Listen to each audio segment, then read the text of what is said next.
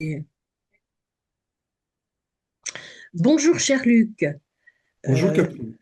voilà, donc nous nous retrouvons cet après-midi pour une présentation du colloque que tu as co-organisé, le colloque L'âme des peuples.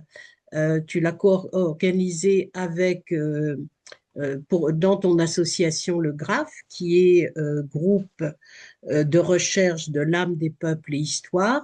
Tu l'as co-organisé avec, tu es cofondateur du Graphe avec Nadine Houtin, c'est bien ça? Et tu vas co-organiser avec la Nouvelle Acropole un congrès qui aura lieu le 21 mars, qui aura lieu à l'espace La Passerelle, 26 rue Grusol dans le 11e. Voilà pour l'intention de ce que nous allons aborder. Et maintenant, j'ai envie quand même de repréciser que tu es auteur du site Réenchanter le monde, où tu donnes des cours en ligne et tu as écrit un très grand nombre de livres, dont Archétypes et Histoire, qui abordent justement déjà cette notion d'âme du monde. Et ça, c'est très important. Alors, Luc, pourrais-tu nous dire le monde aujourd'hui, dans le monde, on assiste à une montée des tensions sans précédent. C'est peut-être la connexion entre les structures de pouvoir et l'âme des peuples qui est en cause, qui est la cause racine des conflits qui déchirent en fait le 21e siècle. Est-ce que tu ne crois pas à ça? Oui, parce qu'en fait, cette âme, ce qu'on appelle l'âme des peuples, qui est en fait une spécialisation de l'âme de l'âme de l'humanité, qui elle-même est une spécialisation de l'âme du monde, euh, on a perdu sa connexion depuis, j'ai envie de dire, depuis les Lumières. C'est-à-dire, en fait, si on regarde un peu l'histoire, on se rend compte que cette notion de champ d'information invisible qui organise le monde vivant, y compris les humains et les autres espèces, remonte à Platon et ses fameux Ouais, archétypes. oui, Arché, oui, c'est une notion philosophique, oui. voilà. Mais ce qu'on oublie souvent, c'est qu'en fait, il y a eu deux renaissances. Il y a eu la Renaissance, évidemment, qu'on a connue avec Léonard de Vinci, avec tous ces gens qui sont revenus à l'art grec et à la pensée scientifique, mais on a eu Marcille Fissin, on a eu Pic de la Mirandole, on a eu Maître Eckhart, c'est-à-dire une renaissance en fait platonicienne qui reconnaissait l'astrologie comme outil de connaissance du réel, donc dans une toute autre forme de pensée que la pensée mécaniste, technoscientifique qu'on connaît aujourd'hui. Et cette divergence, cet abandon, cet oubli des outils qui explorent le monde du sens, il n'y a pas que l'astrologie, on le sait, mais créer une espèce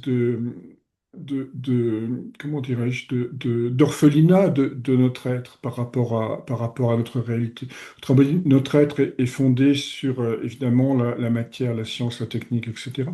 Mais il y a cet orphelinat du sens, orphelinat du contact avec l'âme du peuple, qui fait qu'aujourd'hui, tout devient extrêmement catastrophique et extrêmement violent. Simplement parce que c'est la conscience de la profondeur qui permet les échanges, alors qu'aujourd'hui, ce sont les bombes et les 100 tonnes de diplomatie que sont qu'est un Charles de Gaulle, c'est-à-dire un porte-avions, qui fait office de diplomatie. Donc, on est au degré zéro de la pensée de la profondeur et au degré maximum de la pensée de l'objet. Et c'est cette dissociation, en fait, qui pose un gros problème aujourd'hui. Tout à fait. Et alors, il est urgent de se reconnecter, de retrouver le génie des peuples. Et comment on pourrait se reconnecter à cette âme des peuples? Bah, disons, c'est déjà l'âme des peuples, c'est quoi? J'évoquais le champ d'information tout à l'heure. De mon point de vue, l'âme des peuples est formée par deux choses. Elle est formée par l'histoire, c'est-à-dire tous les Oui, peuples qui ont traversé la France, par exemple, qui s'y sont installés, ils ont amené leur propre égrégore, leur propre énergie, tout ça, ça fait une sorte de mélange. Elle est formée également par la géographie puisque le territoire sur lequel on habite a une puissance en réalité. c'est très Euh, important. un des bons exemples que donne Jung, par exemple, il dit que les conquérants mongols qui ont conquis la Chine, en fait, ça a donné la dynastie Ming, c'est-à-dire ils sont complètement assimilés en réalité à la pensée chinoise. Donc, l'histoire, la géographie et puis aussi les conditions célestes. C'est-à-dire, on sait par exemple que la France a pour grand protecteur archangélique Saint-Michel et Marie. Pour moi, l'âme des peuples, c'est ces trois choses réunies en réalité. Alors on peut effectivement, si on n'est que sur l'histoire, on est plutôt dans la personnalité. Si on n'est que sur le céleste, on est plutôt dans l'âme, mais en même temps, dans un individu, âme et personnalité, lorsqu'ils sont connectés, ils fonctionnent ensemble. Oui, c'est les trois dimensions, corps, âme et esprit, Exactement, mais appliquer appliquées au une peuple. Oui, géographie, une nation et une histoire. oui, oui. Alors, est-il possible de substituer une géopoétique de la paix à la logique de la destruction actuelle, puisque c'est un peu le thème du colloque que Bon, tu vas animer? si c'est possible, je ne sais pas. En tout cas, c'est souhaitable. Oui, mais Ça fait par quel contre, moyen, comment? voilà, oui, ça fait contrepoint par rapport à la violence actuelle. Alors, c'est quoi une géopoétique? Au fond, c'est quoi la poésie? La poésie, c'est cette capacité d'insuffler un maximum de sens avec un minimum de mots. C'est cette capacité de surprendre en faisant surgir des inattendus ou des inouïs, quelque chose qui n'a jamais été écouté. Et donc, alors la poésie n'est pas seulement en réalité une apologie des auteurs, comme dans le soufisme, comme dans Rumi par exemple. C'est aussi une exploration des profondeurs, comme par exemple Baudelaire et les fleurs du mal. Donc la poésie, c'est cette capacité d'explorer tous les mondes, même le monde ordinaire du reste, hein, bien sûr, comme le voulait le fondateur du terme géopoétique, hein, qui est ce poète écossais dont euh, White, qui voulait poétiser le réel et la géographie. Donc la poésie, au fond, c'est un outil, c'est un moyen de naviguer dans l'âme des peuples, dans l'inconscient profond, dans le subconscient et dans la vie ordinaire. Donc il ne faut pas négliger cette dimension poétique et la ramener à une simple distraction culturelle. Elle a une puissance évocatrice qui est profondément transformatrice de culture et de conscience. Alors ça, c'est un élément pour explorer l'âme des peuples. Et puis il y a d'autres éléments. Ce sont les symboles. C'est-à-dire quels symboles sont récurrents dans l'histoire d'un peuple. Et donc ça va nous donner son code génétique, ses Tout grandes à fait, oui. constantes en réalité. Oui, oui. On peut aussi explorer, je l'évoquais tout à l'heure, sa géométrie sacrée, c'est-à-dire pourquoi la France est un hexagone, c'est pas forcément par hasard. Et puis on va aussi explorer un point important qui est l'inconscient du peuple à travers ses souffrances, à travers les violences qu'il a subies, parce que ça reste en réalité dans un endroit. On voit bien ce qui se passe entre Israël et Gaza aujourd'hui, c'est-à-dire c'est c'est- c'est des souffrances indélébiles qu'il va falloir nettoyer un jour. Alors le gros problème aujourd'hui, c'est que en gros, depuis la Révolution française, on ne nettoie plus l'inconscient collectif. Avant, au Moyen Âge, on avait les messes pour Oui, nettoyer. oui, oui, oui. Les Grecs avaient la fête des Antésteries, c'est-à-dire cette fête qui permettait de donner des libations aux morts pour les apaiser. Et donc, on sait plus nettoyer l'inconscient, eh bien, les souffrances, les mémoires négatives, les mémoires lourdes s'accumulent et on arrive à ce qu'on connaît aujourd'hui, c'est-à-dire une violence totalement irrationnelle, car évidemment, le siècle des Lumières a failli, l'homme raisonnable a failli. Et on est revenu à une forme de barbarie, simplement parce qu'on ne tient pas compte du génie de chaque peuple, de son âme, de ses besoins profonds, pour aller en réalité vers une forme de concert des nations. Oui, et est-ce que tu pourrais nous donner les clés symboliques pour la France, enfin les mythes qui agitent la France ou Alors, les ouais, grandes forces qui agitent la France? j'en ai un peu à parler au Congrès. Oui, bien Je, je- sûr. je peux reprendre aussi les travaux de Fernand Schwartz, qui n'étaient pas si différents, qui est le fondateur de Europe de Nouvelle Acropole, qui est ethnologue, égyptologue. Et il distingue cinq grandes constantes. La première, c'est la guerrière. La Mhm. deuxième, c'est le politique. La troisième, c'est la mystique.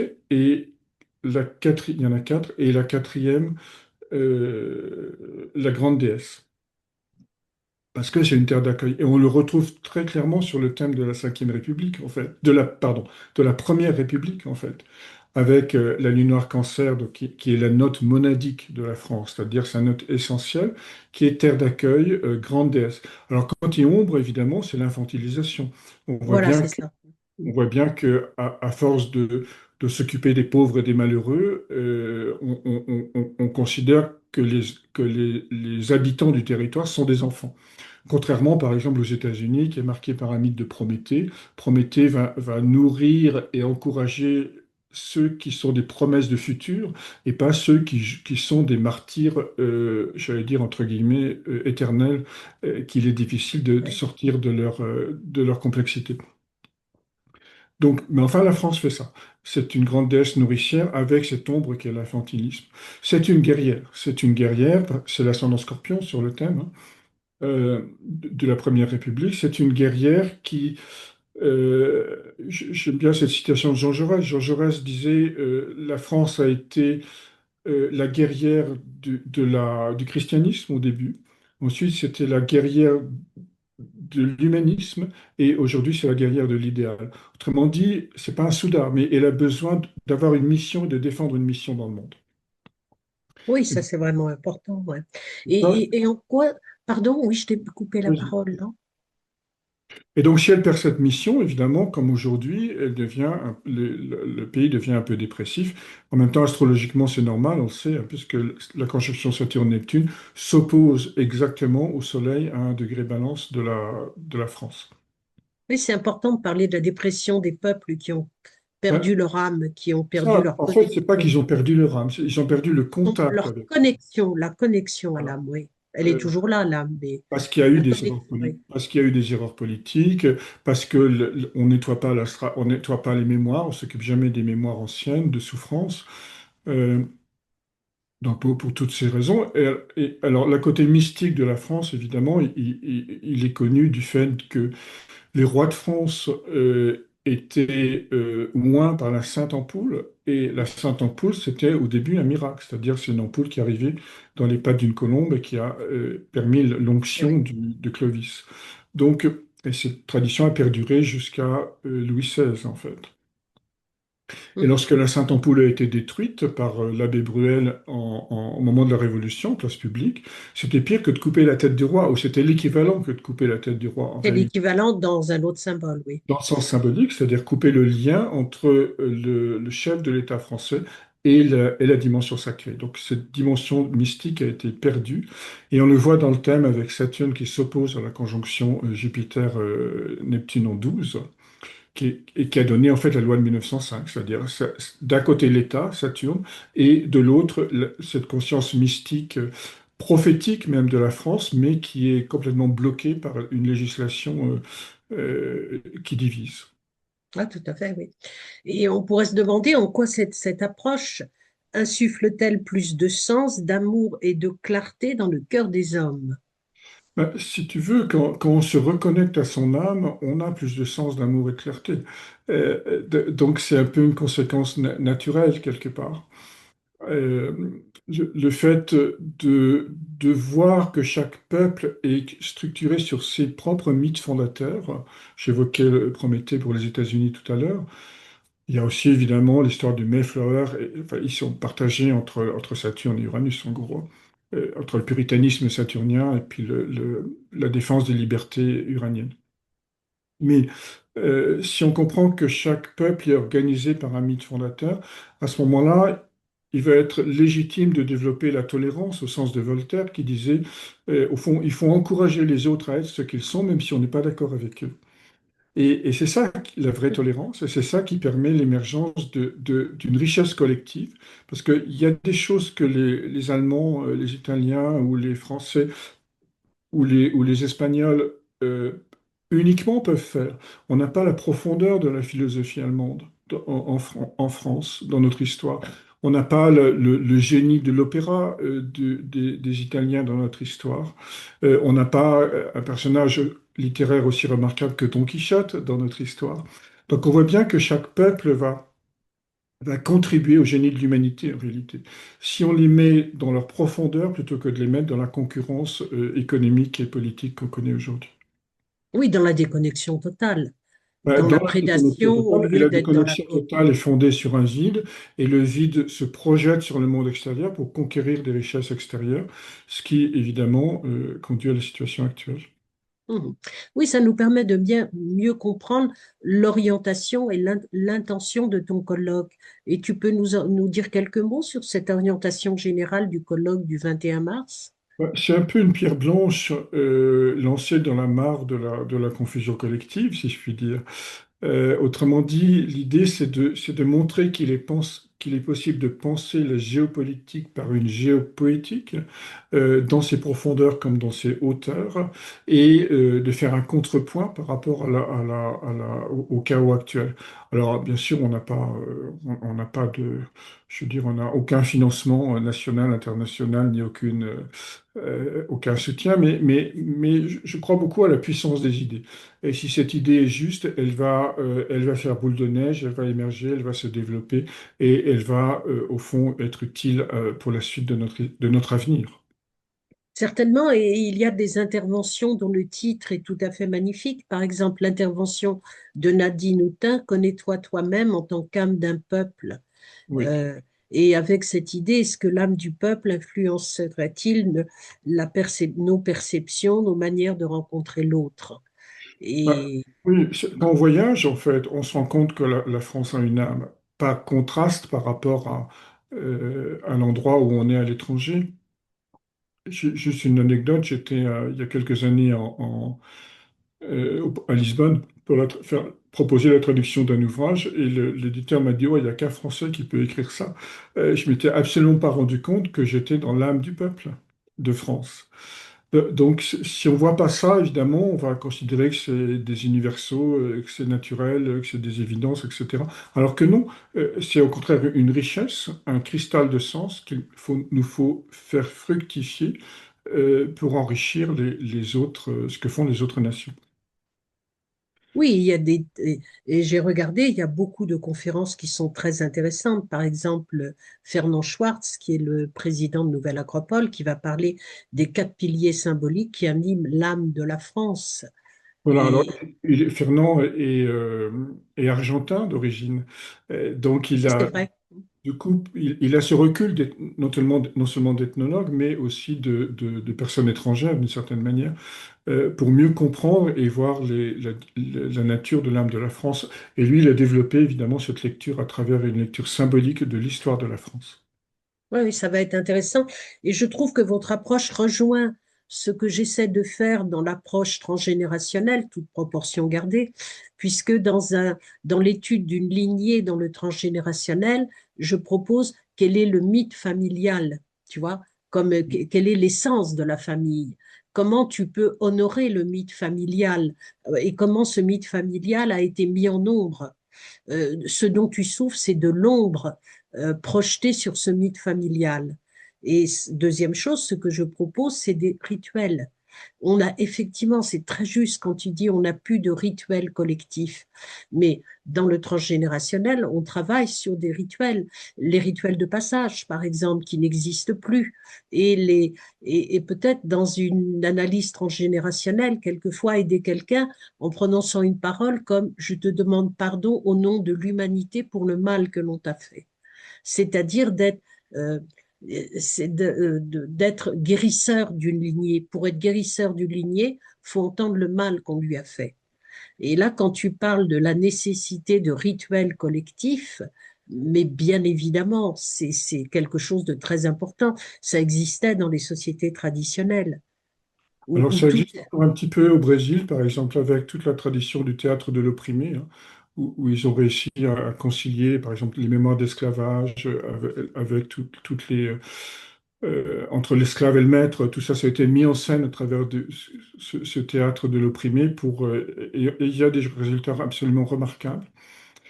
Un autre élément par rapport à ce que tu dis, c'est que je discutais avec une amie qui est psychanalyste et elle disait, au fond, les Vietnamiens, les Orientaux, d'une manière générale, n'ont pas de problème transgénérationnel tant que ça. Mais Oui, parce qu'ils honorent les ancêtres. absolument, ils ont le culte des Ils ont ancêtres. le culte des ancêtres. Et ça recrée une filiation naturellement à travers ce geste simple d'honorer les ancêtres. Voilà. Et le geste simple dans le transgénérationnel, c'est entendre l'âme de la famille, comme toi, tu parles de l'âme des peuples, et voir quelles sont les guérisons possibles, ou d'abord quelle est l'étendue du désastre, quelle est l'étendue de la souffrance subie par la généalogie, et comment penser l'âme de la généalogie. Oui, Et mais c'est absolument, parce que, au fond, l'âme de la famille, c'est une espèce de maille dans l'écharpe que forme l'âme du peuple, qui elle-même fait partie d'un tissu plus vaste, un vêtement plus vaste qu'est l'âme de l'Europe. Donc, toutes ces imbrications, au fond, sont essentielles, et toutes les mailles doivent être prises en compte, parce participe, qu'elles ne s'écoutent participe pas. Oui, participe du même travail. C'est un travail au niveau simplement d'une lignée. Et toi, c'est au niveau de l'âme des peuples Alors, et pour aller vers l'âme du monde. après, ultimement, on peut travailler sur l'âme de l'humanité à travers les grands archétypes, hein, Uranus, Neptune, Pluton, qui donnent comment ces grandes forces de liberté, Uranus, d'amour, Neptune, et de puissance, Pluton, vont organiser l'histoire. Donc il y a bien sûr différents niveaux d'imbrication. Mais au fond, plus on descend dans un niveau précis, jusqu'à la transgénérationnelle, ben, plus on peut être efficace d'une certaine manière. Oui, et c'est intéressant de voir que cette année, comme on le sait tous en tant qu'astrologue, Uranus, Neptune et Pluton changent de signe et on est amené à recréer à partir de ce changement-là, tu vois, et peut-être à reparler d'une nouvelle âme, d'une nouvelle façon de recontacter l'âme des peuples. Oui, alors l'âme ne change pas. Mais En fait, on la l'âme d'un peuple, reconnecte. c'est un peu comme une eau dans une cuvette, hein. On voit bien que le champ astral, pour dire ça comme ça, il bouge pas tellement d'endroits, il reste au même endroit. Par contre, il peut se nettoyer, se transformer, bouger, etc. Donc il y aura d'autres moyens pour reconnecter l'âme du monde, l'âme des peuples. Oui, alors c'est l'intérêt, enfin c'est le but de ce colloque, en tout cas, déjà de mettre en évidence l'âme des peuples et ensuite d'évoquer les moyens de le contacter. Parce que si on contacte son âme, on entre dans le génie créateur du peuple. Et ça, évidemment, et donc les personnes qui habitent cette nation sont dans le entheos, c'est-à-dire l'enthousiasme en Dieu en réalité, puisque l'âme, c'est une facette de Dieu d'une certaine manière. Ouais. Donc, donc ça permet de redonner dynamisme, joie et surtout créativité d'en haut pour accomplir une œuvre.